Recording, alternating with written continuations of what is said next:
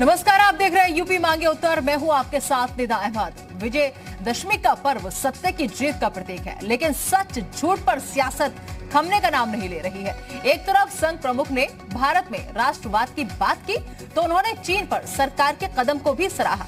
साथ ही राष्ट्र विरोधी ताकतों पर भी हमला बोला, लेकिन चीन पर दिए उनके बयान ने सियासी हलचल बढ़ा दी है और फिर राष्ट्रवाद, चीन और आंतरिक सुरक्षा पर बहस छिड़ गई है। लेकिन सवाल यही है कि क्या सिर्फ सियासी फायदे के लिए सच को पीछे छोड़ा जा रहा है?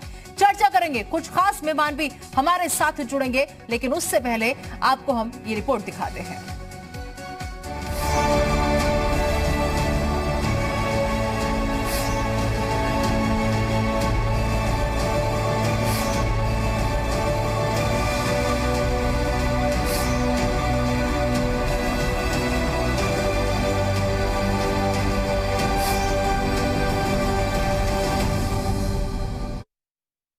विजयादशमी का पर्व पूरे देश में धूमधाम और सावधानी के साथ मनाया जा रहा है।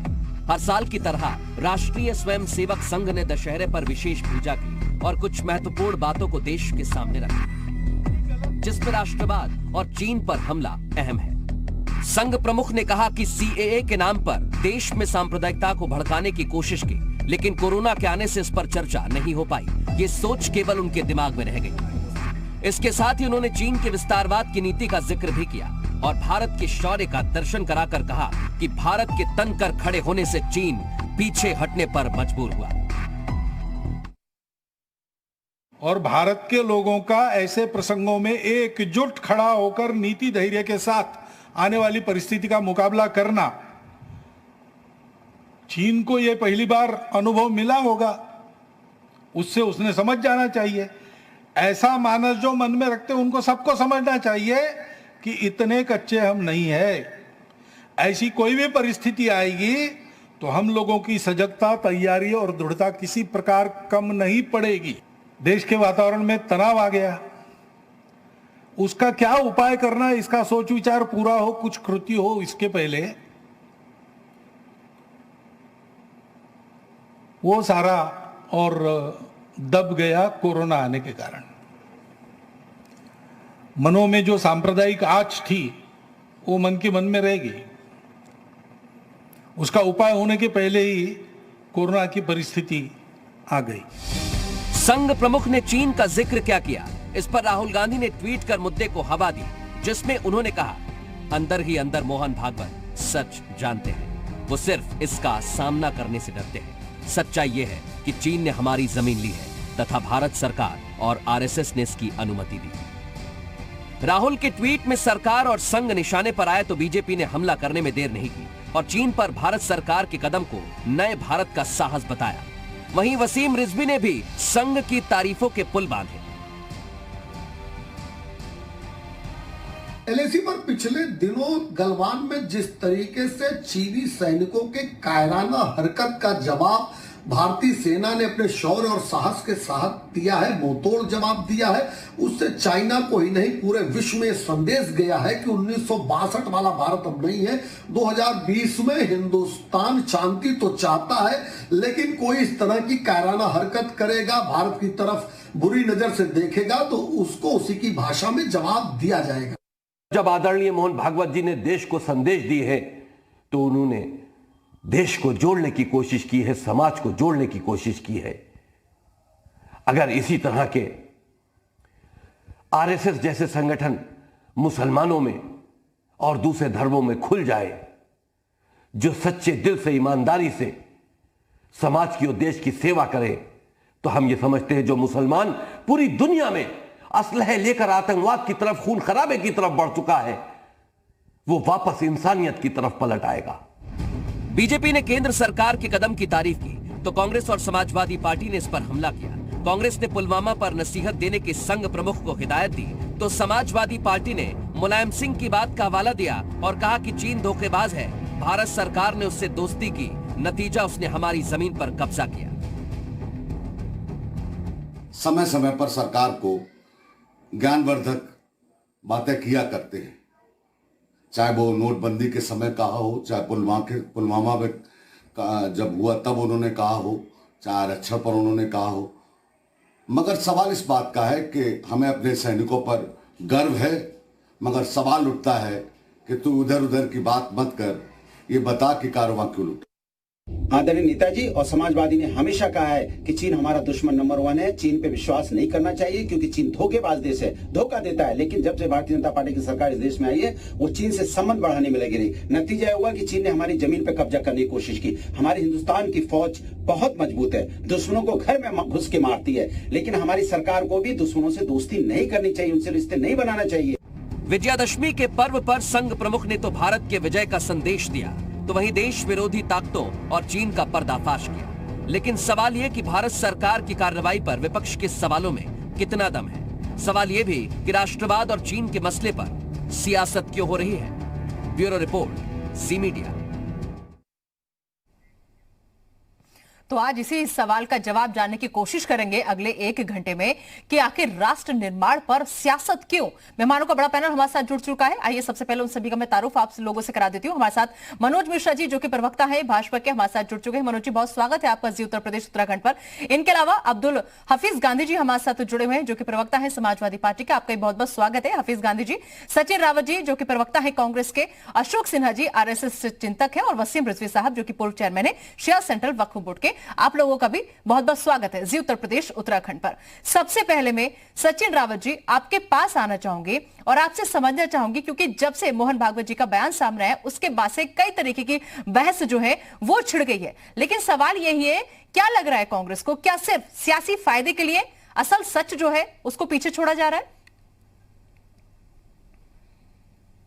देखिए नीरा जी, 2-3 बातें हैं। पहली बात तो मोहन भागवत जी सच्चाई जानते हैं लेकिन वो इसका सामना नहीं कर सकते हैं, तो उनको किस चीज का डर है।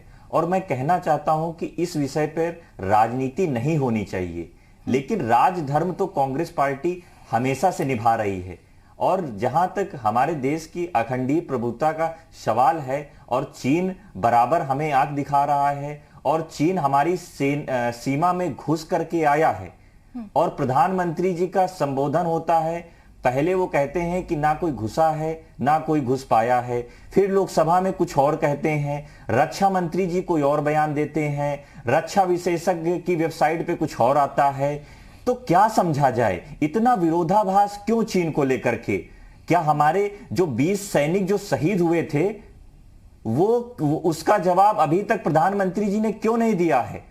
मैं तो कहता हूं कि जब चीन ऐसे मुद्दे पे सभी लोगों को एकजुट होकर के चीन को कड़ा जवाब देने की कोशिश करनी चाहिए। उसको चारों तरफ से, वो आर्थिक स्थिति का हो मामला या उसको सेना के शौर्य का भी जो जवाब है उसको देना चाहिए। देखिए, सेना के शौर्य और सेना का जो प्रतीक है, सेना हमारी इतनी सक्षम है कि चीन को छठी का दूध याद दिला सकती है। लेकिन कहीं ना कहीं मोदी जी की जो दोस्ती है चीन से, वो लगातार जग जाहिर होती है।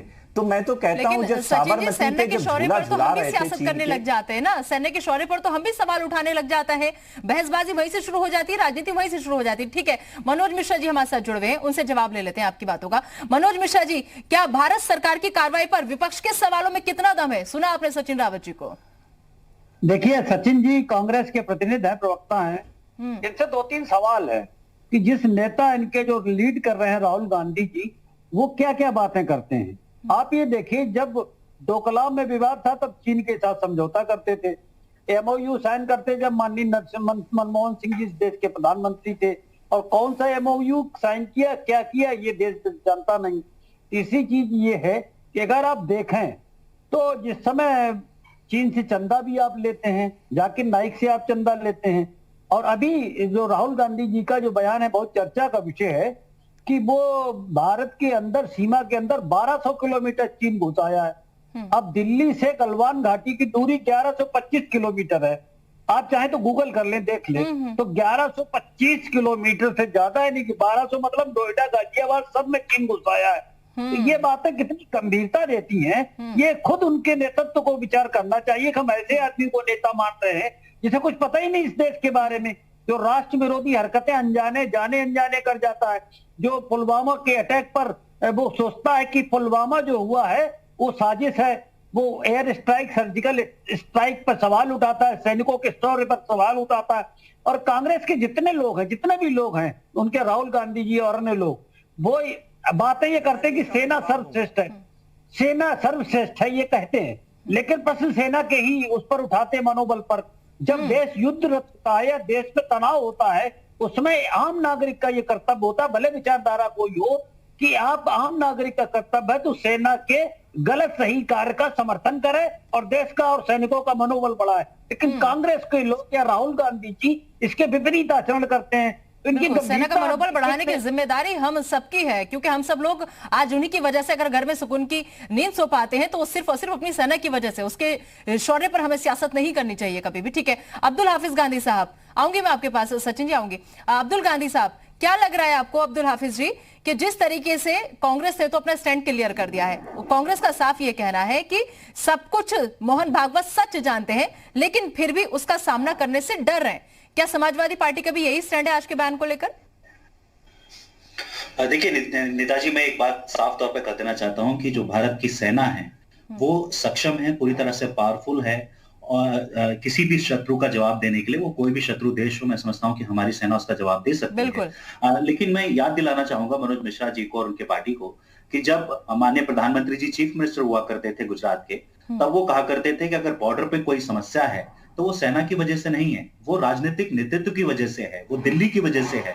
दिल्ली जो है डिसीजंस नहीं ले पा रहा है। तो आज भी तो वही समस्या है, आज भी दिल्ली की वजह से जो समस्या है, तो प्रधानमंत्री जी आज दिल्ली में आकर बैठ गए हैं, तो फिर वो क्यों नहीं जो है कोई डिसीजन ले पाते हैं? प्रधानमंत्री जी ने अभी तक चीन का नाम साफ तौर पे नहीं लिया है। वो ये जरूर कहते हैं कि कोई देश हमारी तरफ नजर उठाकर नहीं देख सकता, लेकिन चीन ने का नाम प्रधानमंत्री जी ने अभी तक नहीं लिया है।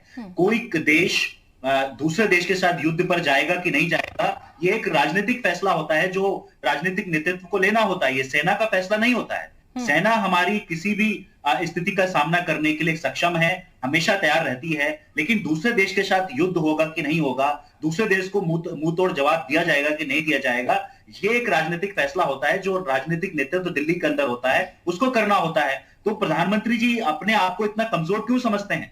जब हमारी सेना सक्षम है, पूरी तरह से जवाब दे सकती है मुंह तोड़ जवाब, तो प्रधानमंत्री जी के अंदर इतना साहस तक नहीं होता है कि वो चीन का नाम ले सकें। सिर्फ वेबसाइट को बैन करने से ये काम नहीं चलने वाला है। सिर्फ वेबसाइट बैन की आपने बहुत अच्छी बात है, लेकिन उसके अलावा जो हमारे जवान शहीद हुए थे उसका भी तो मुंह तोड़ जवाब देना है। लेकिन मैं समझता हूं कि ये राजनीतिक नेतृत्व को फैसला लेना है। हमारी सेना पर हम किसी तरह का कोई आक्षेप नहीं लगा सकते, सेना हमारा बहुत अच्छा काम करती है, लेकिन जो भी कमजोरी है इसमें मैं समझता हूं कि कहीं ना कहीं राजनीतिक नेतृत्व की कमजोरी है। ठीक है, अशोक सिन्हा जी, क्या लगता है दिक्कत जो है वो कहां पर है? क्या नेतृत्व में दिक्कत है, बॉर्डर में दिक्कत है, या फिर दिल्ली में दिक्कत है?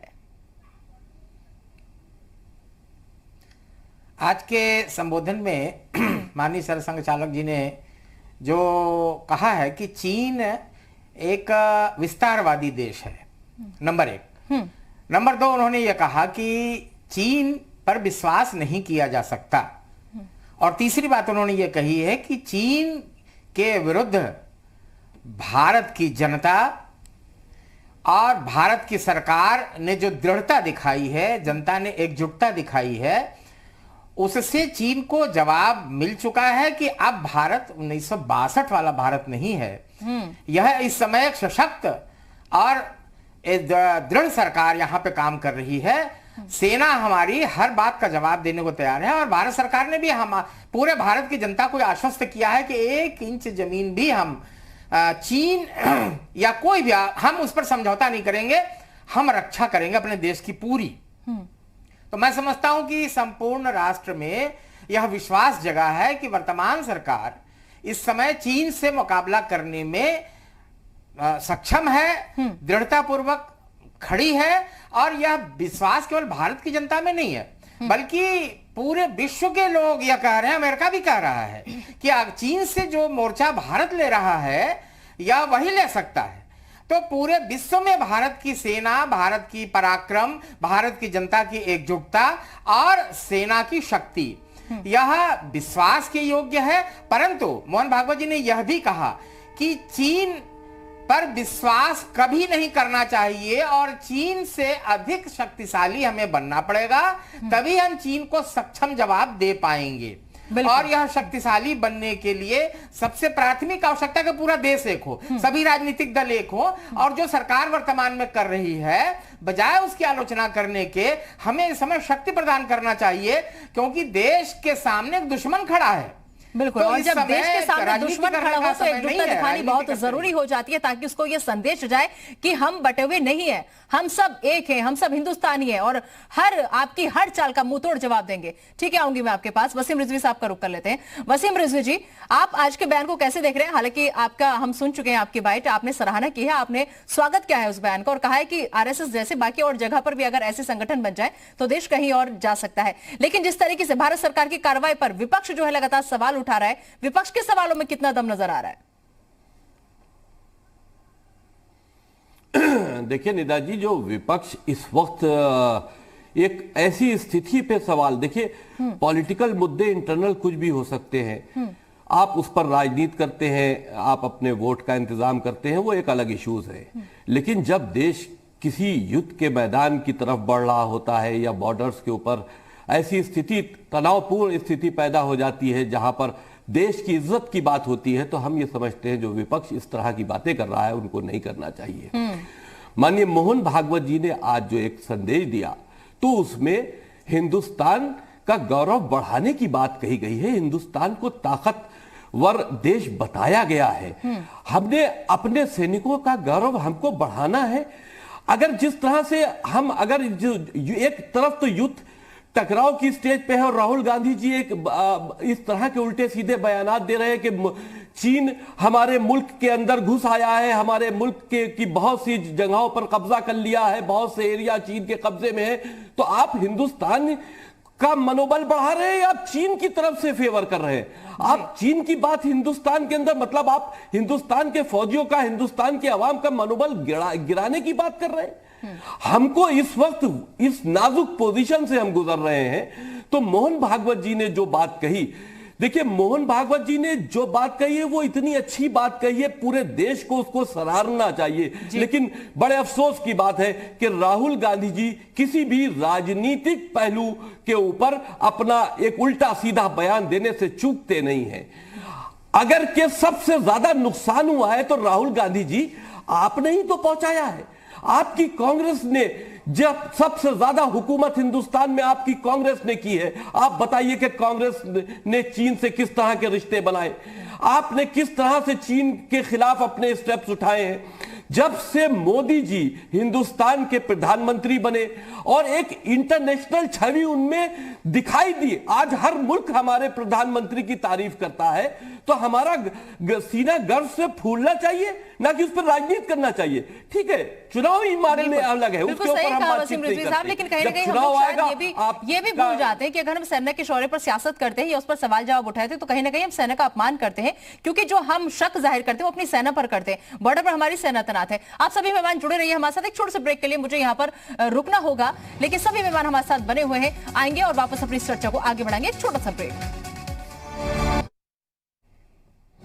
ब्रेक के बाद अभी आप सभी का स्वागत है। बात कर रहे हैं आज हम अपनी इस खास चर्चा में भागवत के विजय संदेश के। दरअसल चीन पर दिए भागवत के बयान ने सियासी हलचल बढ़ा दी है और फिर राष्ट्रवाद, चीन और आंतरिक सुरक्षा पर बहस जो है वो छिड़ गई है। एक बड़ा पैनल लगातार हमारे साथ मौजूद है। आइए सबसे पहले मैं सचिन रावत जी आपका रुख कर लेती हूँ और आपसे मैं एक चीज समझना चाहूंगी यहाँ पर कि जब भी राष्ट्रवाद और चीन का मसला आता है तो उस पर हम सियासत क्यों करने लग जाते हैं? क्यों हम एकजुट होकर ये मैसेज नहीं दे पाते कि हम सब एक हैं, जो भी होगा हम आपस में सिलटेंगे, लेकिन किसी बाहर वालों को अपने यहाँ एंट्री नहीं होने देंगे? देखिए निदा जी, मैंने पहली बार में बताया है कि चीन के मुद्दे पे सभी लोगों को एकजुट होकर के उसको कड़ा और जवाब देने की जरूरत है। लेकिन कहीं ना कहीं प्रधानमंत्री जी की जो गरिमा है, मोदी जी की जो गरिमा है, वो कहीं ना कहीं विपरीत दिशा में और दशा में दिखाती है। जैसे कि मेरा मनोज जी से सवाल भी है कि जब हमारे भारत की सीमा में कोई घुसा नहीं तो हमारे जो 20 सैनिक जो शहीद हुए वो किसकी धरती पे शहीद हुए? और दूसरी बात, 1 अप्रैल 2020 की जो स्थिति थी चीन को लेकर के, उसमें कहीं ना कहीं बदलाव हुआ है, तो मतलब घुसपैठ हुई है। लेकिन प्रधानमंत्री जी क्लीन चिट दे देते हैं कि भारत में कोई घुसा नहीं, तो चीन का मनोबल बढ़ता है। और चीन बाहर की सभाओं में यूएन जाकर के कहता है कि भारत एग्रेसिव रूप दिखा रहा है और हम लोग मतलब पाक साफ हैं। तो क्या समझा जाए, अगर हम लोग एकजुट होकर के चीन को मुंहतोड़ जवाब दें तो चीन कहीं ना कहीं वो पीछे जाएगा। तो आज जो है इतना विरोधाभास क्यों होता है चीन को लेकर के? मैं तो कहता हूं कि सेना का मनोबल जो है उसको बढ़ाने की जरूरत सभी को है, क्योंकि हमारे जो 20 सैनिक जैसे शहीद हुए उसके बाद भी प्रधानमंत्री जी ने चीन से $750 मिलियन इंफ्रास्ट्रक्चर बैंक से लिए थे। तो मैं ये कहना चाहता हूं जो हमारे 20 सैनिक शहीद हुए उसके बाद भी आप लोन ले रहे हैं चीन से, तो क्या समझा जाए? आपकी जो दोस्ती है वो तो जग जाहिर है, सभी लोग देख रहे हैं। तो आज जो है आपको कड़ा रुख रखना चाहिए, क्योंकि देश के प्रधानमंत्री जी हैं आप। साथ में हैं, जवाब ले लेते हैं। ठीक है सचिन जी, जवाब ले लेते हैं। मनोज मिश्रा जी। जी, ये दोस्ती पर कह रहे हैं सचिन जी, निदा जी, ये दोस्ती पर कह रहे हैं कि जब आपको ध्यान हो नेहरू जी थे इस देश के प्रधानमंत्री, इनके नाना जी, तो वो उन्होंने कहा था हिंदी चीनी भाई भाई। अभी राहुल जी ने कहा कि चीनियों को हम 15 मिनट में खदेड़ देते, तो ये ज्ञान उन्होंने अपने नाना जी को क्यों नहीं दिया? अरे सर, उनको तो किलोमीटर भी नहीं पता, वो क्या खदेड़ देंगे 15 मिनट में? तो वही तो आप खुद सोचिए कि ये लोग क्या बातें करते हैं। दूसरा बात, भारत से ज्यादा राहुल गांधी जी पाकिस्तान और चीन में लोकप्रिय हैं। इसके मतलब चीन के लोग और पाकिस्तान के लोग राहुल को अपना हितैषी मानते हैं। ये मोदी जी की और भागवत जी की निष्ठा पे प्रश्न उठाते हैं। सच बात यह है कि सचिन जी सहित जितने लोग हैं वो अपने नेतृत्व से पीड़ित हैं, क्योंकि राहुल जी हर अल्टरनेट बेस पर कोई न कोई ऐसा बयान दे देते हैं तो प्रवक्ताओं के लिए मुश्किल हो जाती है। वो बेचारे राष्ट्रवादी भी नहीं बन पाते, काम कर रहे हैं। राहुल जी परेशानी हो रही सचिन जी को या तमाम प्रवक्ताओं को, तो इनको उनको देखिए। एक मिनट, ठीक है, सुनिए, आप पूरी बात तो सुनिए। सचिन बताइए आप। सचिन जी, आप जब बोल रहे तो मैं नहीं बोल रहा, तो हमारा जवाब भी तो हमारे 20 सैनिक शहीद कहाँ हुए? चीन की सीमा में हुए या भारत की सीमा में हुए? ये भी आपको जवाब देना होगा। उसके बाद भी आप लोग लोन लेते हैं 750 करोड़ का। देखिए सचिन रावत जी, एक मिनट, सचिन रावत जी, सचिन रावत जी, यहाँ पर दिक्कत एक ये भी है ना कि अगर 20 सैनिक शहीद हो जाते हैं और कहा जाता है कि शहीद नहीं हुए तो आप उस पर यकीन नहीं करते। जब कहा जाता है 20 के बदले हमने उनके 40 गिरा दिया, आप उस पर यकीन नहीं करते। जब कहा जाता है कि घुसपैठ नहीं हुई तो आप कहते हैं कि नहीं घुसपैठ हुई। और जब तो सर किसी पे तो यकीन करना होगा ना, कहीं तो रुकना होगा ना। अगर गवर्नमेंट की तरफ से, देखिए ठीक है, विरोध आपका अपनी जगह है, लेकिन सिर्फ इसलिए कि अगर आपको नरेंद्र गवर्नमेंट की तरफ से, देखिए ठीक है, विरोध आपका अपनी जगह है, लेकिन सिर्फ इसलिए कि अगर आपको नरेंद्र मोदी का चेहरा पसंद नहीं है, इसलिए सिर्फ बीजेपी आपको पसंद नहीं है, तो देश के प्रधानमंत्री का अपमान नहीं कर सकते ना, या अपनी सेना का अपमान नहीं कर सकते ना। उसके लिए सेना का मनोबल तो हम सबको मिलकर बढ़ाना होगा ना। सेना हमारी, वो किसी पार्टी की नहीं है सर। कर रहे हैं नेताजी, देश के प्रधानमंत्री जी सेना का अपमान कर रहे हैं लगातार। सर यकीन आप लोग नहीं करते किसी भी बात पे, ठीक है? अरे भाई, सेना का अपमान आपकी तरफ से हो रहा है। वो लोग देश के प्रधानमंत्री सचिन रावत जी, सेना के शौर्य पर सियासत कौन करता है? सवाल कौन उठाता है? उंगली कौन उठाता है? बॉर्डर पर अगर कोई भी हलचल होती है और हम कुछ कहते हैं तो वहां पर जिम्मेदारी हमारी सेना की है। ये हम क्यों भूल जाते हैं? हम अगर कोई भी सवाल उठाएंगे तो अपनी सेना पर उठाएंगे, ठीक है जी? वसीम रिजवी जी, आऊंगी मनोज जी आपके पास, एक मिनट आऊंगी जी। वसीम रिजवी जी, भाई ये सवाल कभी शहादत पर उठाते हैं, कभी कोई टेररिस्ट अटैक हो जाता है तो उस पर सवाल उठाते हैं। ये किसी भी हिंदुस्तान की परेशानी पर कंधे से कंधा मिलाकर आने की कोशिश क्यों नहीं करते? अरे हर तरफ सियासत क्यों करते हो? जब दुश्मन हमारे मुल्क की तरफ आंख दिखाकर बात कर रहा है तो कम से कम उस पर तो सियासत मत करो। कभी तुम जाके जर्मन में कहते हो कि हमारे नौजवान टेररिस्ट बने जा रहे हैं, इतनी बेरोजगारी है, आप अपने मुल्क को कहां ले जाना चाहते हो? अरे आप विपक्ष में हो, लेकिन कम से कम आप इतनी तो इज्जत करो।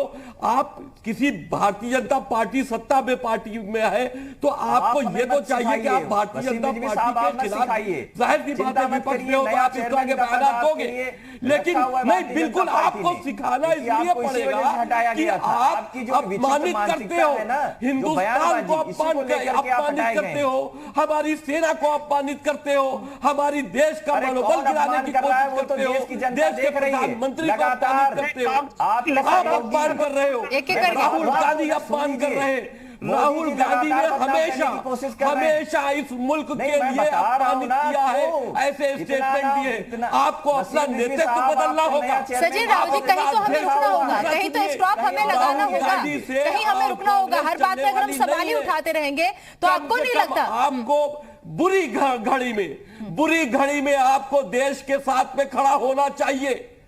बिल्कुल होना चाहिए। सचिन जी जवाब दीजिए, देश के साथ है, देश की सेना के साथ है, या फिर हर बात पर सिर्फ और सिर्फ सवाल उठाएंगे और हर मसले को शक की नजर से देखेंगे, ताकि बाहर के जो विदेशी लोग हैं वो भी हमारे ऊपर फिर हंसते हैं कि हमें तो आपस में ही एक नहीं है, हमें तो आपस में इतना बिखराव है, हम क्यों एक ही मैसेज नहीं दे सकते, चाहे वो चीन हो चाहे वो पाकिस्तान हो, कि बाहर से आने वाला अगर कोई भी घुसपैठ करने की कोशिश करेगा, हम भारतीय सब एक हैं, कोई भी हमारी जमीन पर कदम नहीं रख सकता, क्योंकि हम सब एक हैं। आपको नहीं लगता ऐसे बयानबाजी से उन लोगों को मनोबल बढ़ता है, उन लोगों का, और हमारी सेना का मनोबल गिरता है?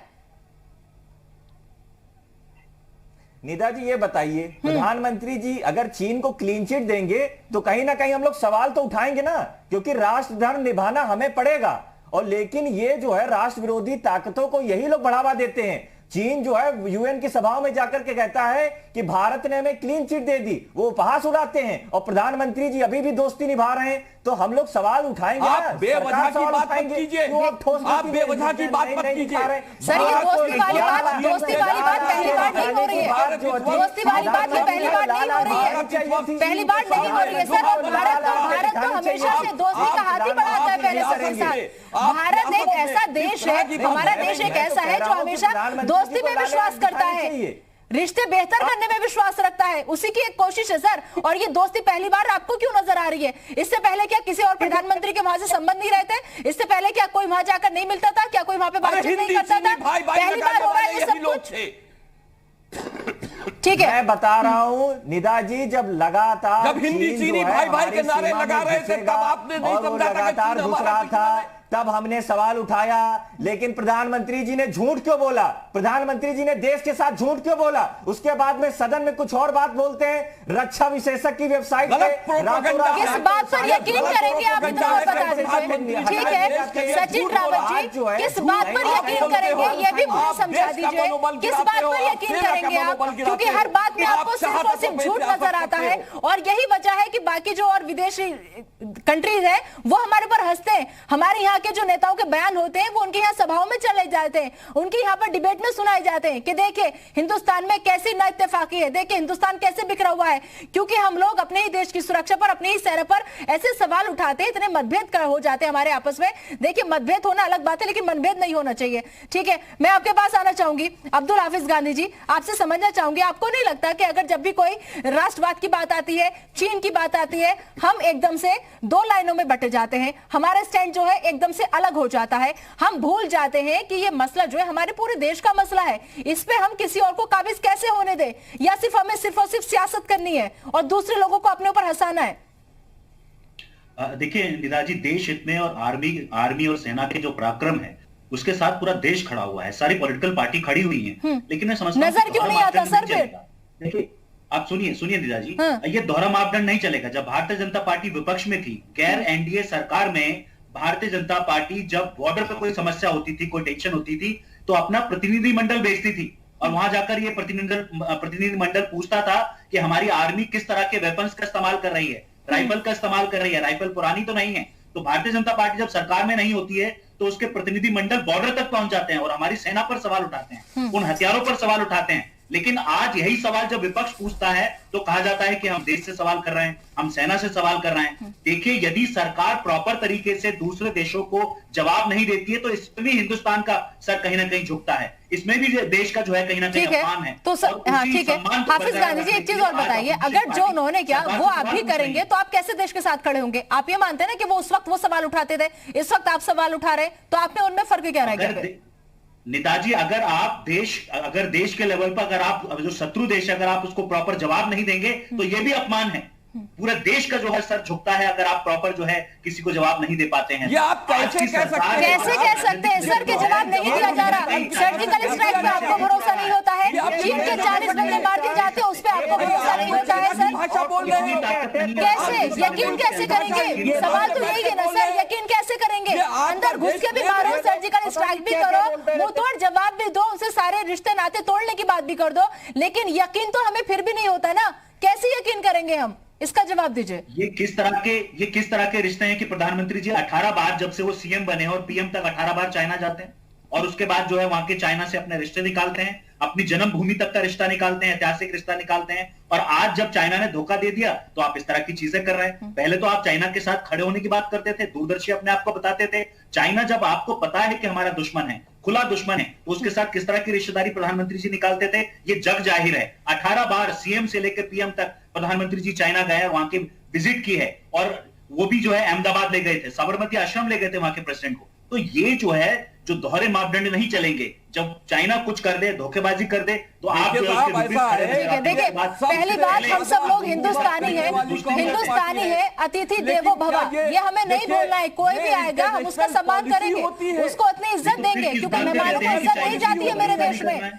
फिर आप किस बात पे कहते हैं कि चीन पर भरोसा नहीं करना है? होती है, कैसे कहते हैं कि चीन पर कभी भरोसा नहीं किया? युद्ध नहीं होता, युद्ध वो अंतिम निर्णय होता है जब हमारे मुल्क में आग लगने का खतरा हो, हमारे मुल्क के ऊपर आंच आने का खतरा हो, तो युद्ध अंतिम निर्णय होता है। लेकिन बातचीत के रास्ते हमेशा खुले होते हैं। हमारे शहीद हो जाते हैं, अरे भाई चाटुकारिता छोड़ने, अरे आप देशभक्ति की बात कीजिए जनाब, आप राजनीति की बात कीजिए। इस वक्त जो राजनीति आप लोग गंदी राजनीति कर रहे हैं वो छोड़ दीजिए, गंदी राजनीति छोड़ दीजिए, आर्मी के ऊपर सवाल उठाना छोड़ दीजिए, देश के प्रधानमंत्री पर सवाल उठाना छोड़ दीजिए, आरएसएस के प्रमुख पर सवाल उठाना छोड़ दीजिए।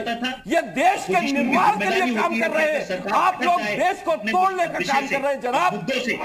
देश को तोड़ने का काम मत कीजिए, देश को जोड़ने का काम कीजिए, देश की ताकत बनने का काम कीजिए, देश को कमजोर करने का काम हिम्मत नहीं है सरकार से सवाल पूछने की। अरे भाई आप देश को तोड़ने का काम कीजिए, ठीक है वसीम जी, ठीक है वसीम जी, हाफिज गांधी जी, ठीक है आप दोनों ठीक है सर, ठीक है। अगर ऐसे दोनों बोलेंगे एक साथ ऑडियो क्लैश होगा, किसी को कुछ भी समझ में नहीं आएगा। ठीक है, दोनों रिलैक्स कीजिए, पास में पानी हो तो एक घुट पानी भी पी लीजिए। मैं मनोज मिश्रा जी आपके पास आती हूँ, आप कुछ कहना चाहते जी? हफीज गांधी जी लगातार देश पर उठा रहे सवाल, हमने कुछ नहीं कहा। इनसे ये पूछो आतंकी क्या देशभक्त होते हैं? एक एक करके सुनिए गांधी जी, सुन लीजिए गांधी जी, सुन लीजिए गांधी भेजते हैं बॉर्डर पर और सेना के पराक्रम पर सवाल उठाते हैं। ठीक है, अब्दुल हाफिज जी सुन लीजिए। गांधी जी आप ये बताइए, आप बहुत देशभक्त हैं, आपकी पार्टी देशभक्त है, आपके लोग देशभक्त हैं, तो ये आपने प्रतिनिधिमंडल नहीं भेजे थे बॉर्डर पर? आप ये बताइए, आपने प्रतिनिधिमंडल नहीं भेजे थे बॉर्डर पर, टेंशन चल रही थी बॉर्डर पर और आप सवाल उठा रहे थे सीमा पर, आप उनके हथियारों पर सवाल उठा रहे थे, सरकार से सवाल पूछ रहे थे और यही सवाल आज सरकार से पूछे जाते हैं। मनोज मिश्रा जी दरअसल उनका ये कहना है कि जब आप लोग विपक्ष में थे तो आप लोग सवाल उठाते थे सरकार पर, आप लोग अपना प्रतिनिधिमंडल भेज दिया करते थे, आप लोग हर चीज को शक की नजर से देखते थे, और अब अगर हम वही काम कर रहे हैं तो फिर हमें क्यों देश विरोधी बोला जा रहा है? जी बोलिए। तो चाइना बॉर्डर पर मोदी जी ने 44 पुल बनवाए, पूरा इंफ्रास्ट्रक्चर तैयार किया ताकि जो आवाजाही है सैन्य सामानों के सैनिकों को उसे कम बनाया जा सके। ये राष्ट्रभक्ति का सबसे बड़ा पैमाना है। दूसरी चीज आप ये देखिए कि बुलेट प्रूफ जैकेट सैनिकों की दी गई जो बॉर्डर पर लगे हुए। इनके जमाने में जब 62 में कांग्रेस के जमाने में युद्ध हुआ था तो आपको ध्यान हो सैनिकों के पास जूते नहीं थी, चप्पल हवाई चप्पल पहन के लड़े थे, बंदूकें नहीं थी, राइफलें नहीं थी। तो ये भूल गए सब लोग और ये कांग्रेस का समर्थन करते हैं जो नेहरू जी कहते थे हिंदी चीनी भाई भाई, और उसके बाद पीठ में छुरा भोपा। तो मोदी जी के जमाने में तो इन्फिल्ट्रेशन करने की कोशिश करी, उसके बदले में जवाब दिया गया। ये उसको नहीं सराह सकते क्योंकि उन्हें डर है कि देश जो जनता पहले से मोदी जी के साथ खड़ी हुई है, जो देश की जनता भारतीय जनता पार्टी की राष्ट्रभक्ति के कारण खड़ी हुई है, वो किसी तरह इनसे दूर ना हो जाए। इनको सोचना चाहिए, इनको विपक्ष को पूरा सोचना चाहिए कि राष्ट्रवाद जब तक मुद्दा नहीं बनाओगे तब तक इस देश की जनता तुम्हें गद्दी नहीं सौंपेगी, चाहे समाजवादी पार्टी हो, चाहे कांग्रेस हो या कोई अंदर हो। इनसे एक सवाल पूछना, ये राष्ट्रवादी हैं, स्वीकार करते हैं, तो आतंकियों पर मुकदमा क्यों वापस लेने की कोशिश करी जिन्होंने? इनका जवाब दें, आतंकी देशभक्त होते क्या? इन आतंकियों से मुकदमे लेने की कोशिश श्रीमान अखिलेश सरकार ने की थी, वो तो भला हो न्यायालय का जो रोक लगा दी थी। इन लोगों ने आतंकियों के कारण 2 अधिकारियों सहित 42 पुलिस वालों पर उसके मौत पर मुकदमा कायम कर दिया था, जिसमें डीजीपी बिजलाल भी थे, लॉ एंड ऑर्डर। इनको इनको इनको शर्म नहीं आती आतंकवादियों को समझ कर रही। कांग्रेस की मैडम रोती है, सोनिया गांधी जी ने रात में नींद नहीं आती, ये सलमान खुर्शीद जी ने कहा था। संजरपुर चले जाते हैं दिग्विजय सिंह, ये कांग्रेस के बड़े नेता है, राज्यसभा से मध्य प्रदेश का केंद्रीय मंत्री महामंत्री जी ने क्या किया। सचिन रावत जी, ठीक है, सचिन रावत जी प्रधानमंत्री बोलिए। सचिन रावत जी जवाब दीजिए। ठीक है, सुन लीजिए मनोज जी, सुन लीजिए। मैं कहना चाहता हूं कि आतंकवादियों का कोई सपोर्ट नहीं करता है, और लगातार हम लोगों ने कहा है कि अगर कोई भी हो कोई भी देश हो, अगर भारत की तरफ आंख उठाकर देखेगा तो सभी लोगों को एकजुट होकर के मुंहतोड़ जवाब देने की कोशिश करनी चाहिए। लेकिन आप लोग लगातार एकजुट पहले हमें होना पड़ेगा ना, एकजुट सचिन जी पहले हमें होना पड़ेगा ना, एकजुट पहले हमें होना पड़ेगा, तभी तो हम किसी का मुकाबला कर पाएंगे। एकजुट अगर हम होंगे तभी तो किसी का सामना कर पाएंगे, एकजुट होंगे तभी तो किसी को मुंहतोड़ जवाब दे पाएंगे। सेना के साथ खड़े हैं हम लोग लगातार। कहनी और करनी में निदा जी बहुत फर्क है। बिल्कुल, आज आपके चैनल के माध्यम से कह रहे हैं एकजुट होना चाहिए। कहना चाहता हूँ एकजुट ये है तनाव है, ठीक है, बॉर्डर पे तनाव है, इसी वजह से देश में जो चुनाव है इस वजह से बॉर्डर पे तनाव है। ये लोग तनाव पैदा कर रहे हैं क्योंकि बिहार में चुनाव है तो कहीं ना कहीं मुद्दे को डाइवर्ट किया जाए, तो इस वजह की बयानबाजी आती है। और मैं कहना चाहता हूं, अरे तो सचिन जी रिएक्शन मत दीजिए ना उस पे, अगर देश में चुनाव है और इसलिए बॉर्डर पर तनाव है तो आप रिएक्शन मत दीजिए ना। आपको तो समझ जाना चाहिए फिर के कहीं कुछ नहीं हो रहा, फिर क्यों सवाल लग रहे हैं आप लोग? रिएक्शन अगर आपको लग रहा है चुनाव की वजह से तनाव है बॉर्डर पर, तो आप चुप रहिए ना, फिर आप सवाल किस बात को लेकर उठा रहे हैं? देखिए मोहन नहीं, हम चुप क्यों रहे? क्योंकि मोहन भागवत साहब के आपको तो पता है ना कि देश में चुनाव है इसलिए बॉर्डर पर तनाव है, डर रहे हैं। आपको तो पता है ना कि चुनाव की वजह से तनाव है, इसका मतलब कुछ हो नहीं रहा वहां पर। मैं अपनी जान की परवाह किए बगैर बॉर्डरों के ऊपर हमारे देश की सुरक्षा कर रहे हैं। आज ये उस सुरक्षा को, ये उनकी कार्यशैली को सवाल उठाकर चुनाव में तोड़ रहे हैं। अरे चुनाव बिहार में है जनाब, बॉर्डर पर चुनाव नहीं है। मुझे मालूम है जब भी देश में ऐसी कोई भी चुनाव होता है, कुछ होता है, तो पाकिस्तान, चीन, राष्ट्रवाद, ये कहीं ना कहीं ध्यान भटकाने के लिए मुद्दे आ जाते हैं। इन लोगों का जो झूठा राष्ट्रवाद है 6 साल से जनता जान गई है, क्योंकि देश की कोई भी स्थिति हो, आर्थिक स्थिति हो, सामाजिक स्थिति हो, या ठीक है अशोक सिन्हा जी, कोई भी बात हो, आप लोगों ने सब पे चोट मारी है। सचिन रावत जी ठीक है, अशोक सिन्हा जी आपने सुना सचिन रावत को, उनका ये कहना है कि जब भी चुनाव आते हैं तो हम जो अपने मुद्दे हैं वो तो हम भूल जाते हैं कि हमारे क्या मुद्दे हैं या हमारा देश क्या चाहता है। हम तुरंत ले आते हैं सीए को, हम ले आते हैं पाकिस्तान को, हम ले आते हैं चीन को। ऐसा क्यों? देखिए आज अपने संबोधन में मोहन भागवत जी ने कहा है कि राजनीति है तो प्रतिस्पर्धा होगी, मगर प्रतिस्पर्धा में देश सबसे पहले होना चाहिए। देश पीछे रख करके प्रतिस्पर्धा करने में हम यदि असंदिग्ध बातें करेंगे तो उससे देश में कंफ्यूजन क्रिएट होता है। मैं नंबर 1 बताता हूं कि भूटान की सीमा पर डोकलाम में जो विवाद था, पूरी दुनिया जानती है कि भारत सरकार के प्रयासों और सेना के पराक्रम से और दृढ़ता से चीन को वहां पीछे हटना पड़ा। नंबर 1 जहां पर आज संघर्ष की बात की जा रही है, राहुल जी ने जो आरोप लगाया है उसको जरा उनको स्पष्ट करना चाहिए कि ये 1200 या 1100 किलोमीटर या 1125 किलोमीटर कहां से कहां तक यह कब्जा किया है चीन ने, बताना चाहिए उनको। संदिग्ध बातें संदेह पैदा करती हैं। वो कैलाश मानसरोवर गए मगर वाया चीन के राजधानी गए, वो सीधे नहीं गए, भारतीय जिससे जाते उस रास्ते नहीं गए। एक संधि की कांग्रेस पार्टी ने चीन के साथ, वह देश की जनता को एकदम स्पष्ट नहीं, वो संधि किस बात की है, क्या है संधि पत्र में लिखा हुआ, मुकदमा भी हुआ। हाईकोर्ट का जो प्रतिक्रिया है, मद्रास हाईकोर्ट के और सुप्रीम कोर्ट के, कह रहे ये तो बड़ा आश्चर्य है कि अब तक हम एक सरकार से दूसरे सरकार के बीच में संधि सुने थे, मगर एक देश की पार्टी दूसरे देश की पार्टी से संधि करेगी, ये तो बड़ी हसासत बात है। अभी उन्हें दिक्कत ऐसा, सचिन रावत का जो कहना था वो ये था, सिर्फ इतना था। ठीक है, वक्त की कमी है, मैं आपको रोक रही हूँ, माफी चाहूंगी। उनका सिर्फ ये कहना था कि हमारे देश में के अपने मुद्दे बहुत ज्यादा है, लेकिन जब भी कभी ऐसे चुनाव आता है, कुछ भी होता है, तो हम धारा 370 बीच में ले आते हैं, हम 3 तलाक बीच में ले आते हैं, हम पाकिस्तान ले आते हैं, हम चीन बीच में ले आते हैं। हमारे देश के मुद्दे जो है वो भटक जाते हैं, उन पर कभी बात नहीं होती। वो सिर्फ ये कह रहे थे।